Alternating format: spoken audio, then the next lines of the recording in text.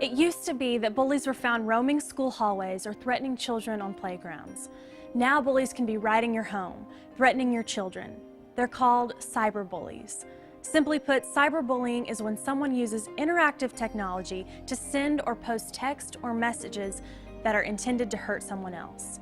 And the technology they can use includes computers and many other devices such as PDAs, cell phones, and video games. The anonymity of the internet makes it easy for cyberbullies to say or do hateful things. These faceless tormentors can bully others without direct contact and often away from any adult supervision. And since they are anonymous, many online bullies believe they may not face any consequences for their actions. And anyone, from the most popular in the class to the outsider, can be a victim of cyberbullying. It can happen from around the world and take place 24/7. In many ways, it is far more dangerous and damaging than typical bullying.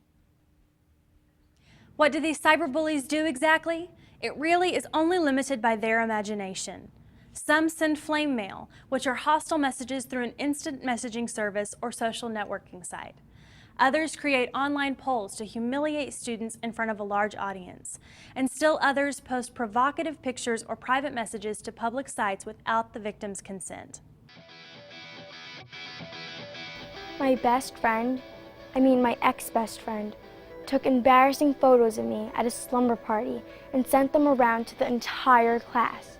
It was so humiliating that I wanted to switch schools.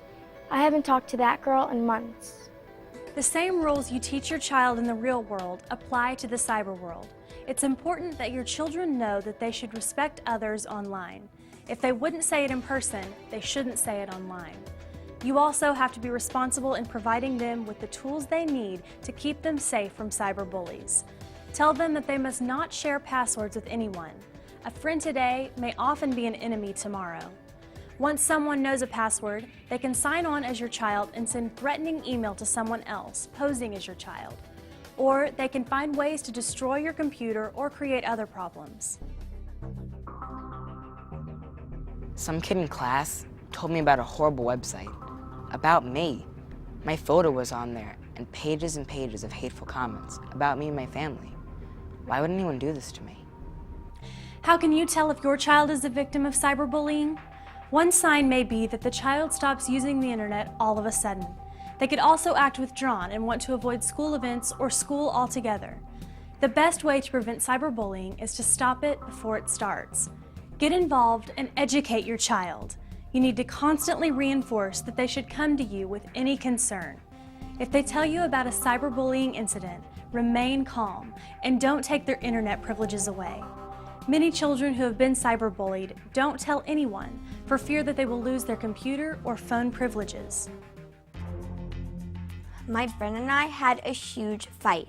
She knew the password to my phone, stole it from my bag, and sent nasty text messages to a lot of people who thought the messages were from me. Everyone was yelling at me, and some of my friends wouldn't even talk to me. It took me a long time to explain what really happened.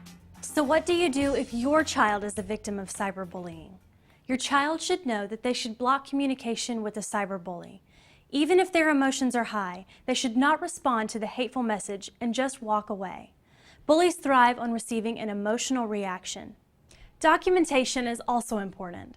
Print all the materials so you have physical evidence. You can capture the screenshot of the hateful material on a website or chat room by using the print screen feature. For emails, be sure to save emails with the full headers. Headers contain data such as the sender's name and email address and information that can pinpoint the sender's location in the real world. Documentation includes cell phones too. If bullying involves a cell phone, don't delete the messages. Leave the phone messages as is so they can be used as evidence, and be sure to record the time and date that the messages were received. You also need to report the incident. If it happened over the computer, report the abuse to your Internet Service Provider or ISP. Many providers have an email address listed under the content page where you can describe these events. Using this information, your ISP can work to trace the bully right to his or her house. If a student is involved, call the school officials to alert them. The administration may say they have no legal obligation if the bullying is taking place off school property after school hours. However, they need to be alerted in case further bullying happens while your child is at school. It is also important to notify the local police. Depending on the bully's actions, he or she may have crossed the line. Provide as much information as you can to help them track down the suspect. By reporting the harassment to the appropriate parties, you are stopping it from escalating or having the bully target others. Cyberbullying is a very real issue that is impacting young people around the world at an ever-increasing rate. By educating yourself and your children, you can be prepared if this devastating problem touches your family.